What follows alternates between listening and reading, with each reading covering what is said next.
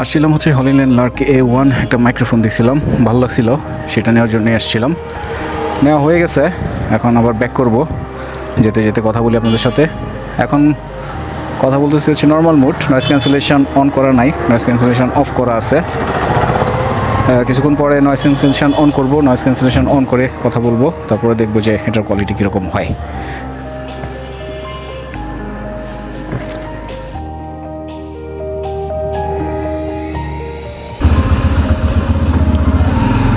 এসেছিলাম একটু বনশ্রী একটা কাজে, কাজটা শেষ, এখন ব্যাক করতেছি।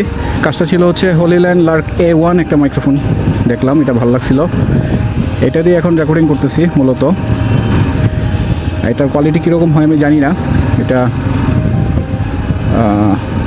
অ্যাকশন ক্যামেরার সাথে লাগাইছি, মোবাইলের সাথেও বেশ ভালো কমিউনিকেট হয়, সাজেশন মানে কথা বলে বেশ ভালো একটা সার্ভিস দেয়।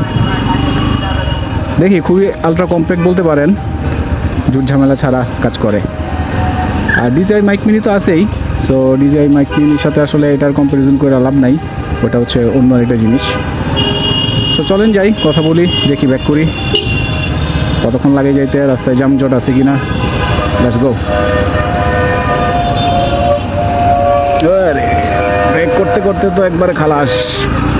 আরে আবে শুটেল্যান্ড রেস্টুরেন্ট, কিন্তু বিষয় তো সেটা না, বিষয় তো হচ্ছে যে বাজে সময় 2টা, এই সময়ে ট্রাফিক কারণটা কি কোনো আইডিয়া তো পাইতেছি না এই সময় ট্রাফিকের।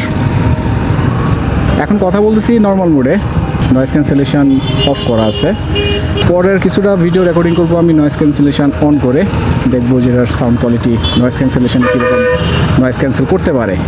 এখন নয়েজ ক্যান্সেলেশন মোডটা অন করছি হলিল্যান্ড লার্ক A1, প্রথমবারের মতো আমি ব্যবহার করতেছি, তো আমার আসলে আইডিয়া নাই। আমি টাইপ সি যেই কম্বোটা আছে সেটা নিছি, কম্বো বলতে আসলে টাইপ সি এবং লাইটিং দুইটা সহজ, এটা ওটারই কম্বো বলে। আমার আসলে যেহেতু আইফোন বা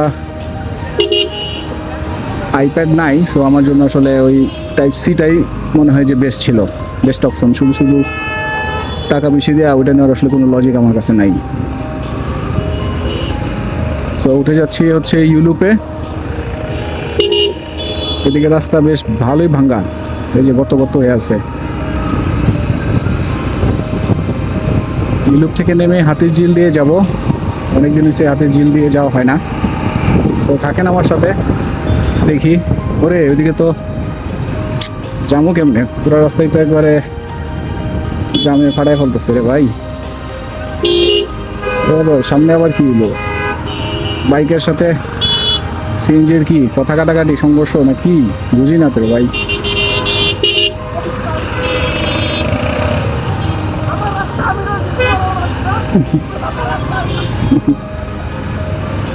হ্যাঁ রে ভাই, কি যে অবস্থা দেশটার, সবাই আসলে পাগল হয়ে যায় যাওয়ার জন্য, ধৈর্য কারো নাই বললেই চলে।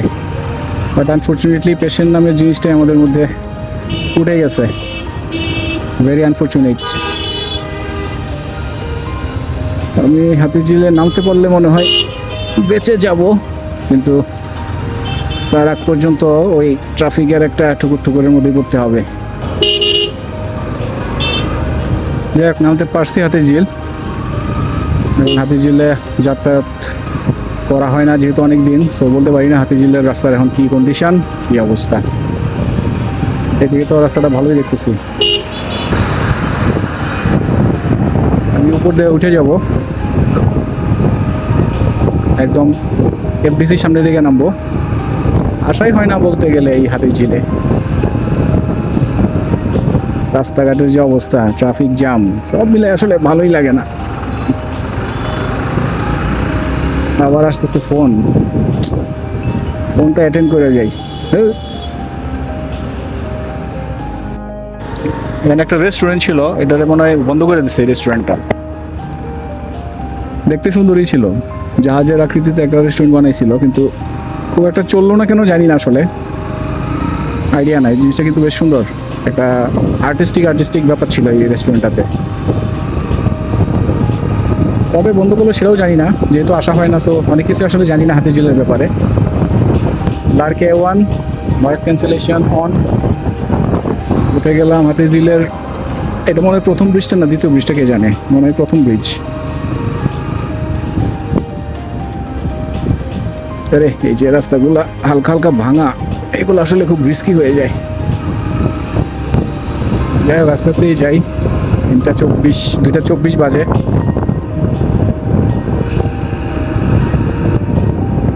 ওই যে দেখো রাস্তা, এই যে হঠাৎ করে ভাঙা চলে আসছে রে ভাই।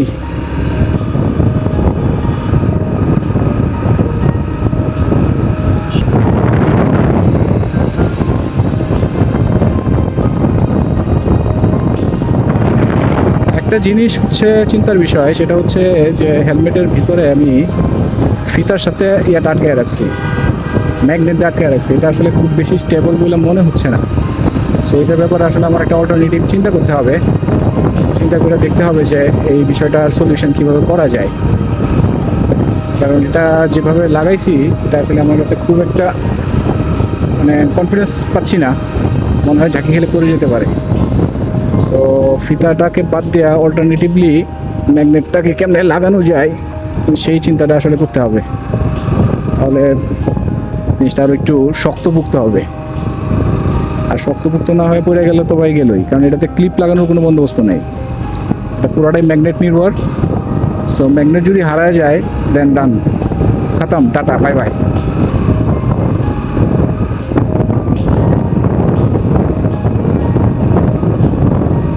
আলো আধারের একটা খেলা আছে এখানে, সুন্দর একটা শেড আসতেছে, গাছের ফাঁক দিয়ে সূর্য আলোটা পড়তেছে। সো আলো আধারের একটা খেলা আছে এখানে।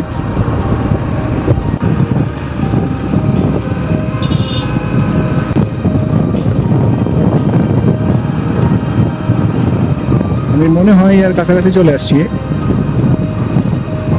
হ্যাঁ,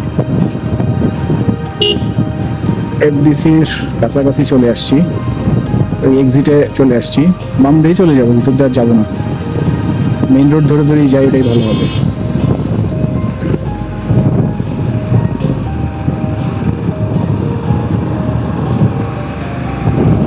পানিগুলা কালচে কালচে হয়ে গেছে।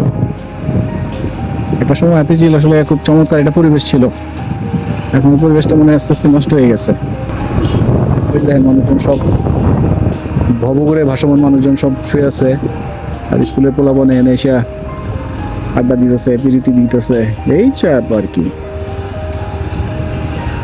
সোজা দিয়ে চলে যাবো, ওটাই মনে ভালো হবে।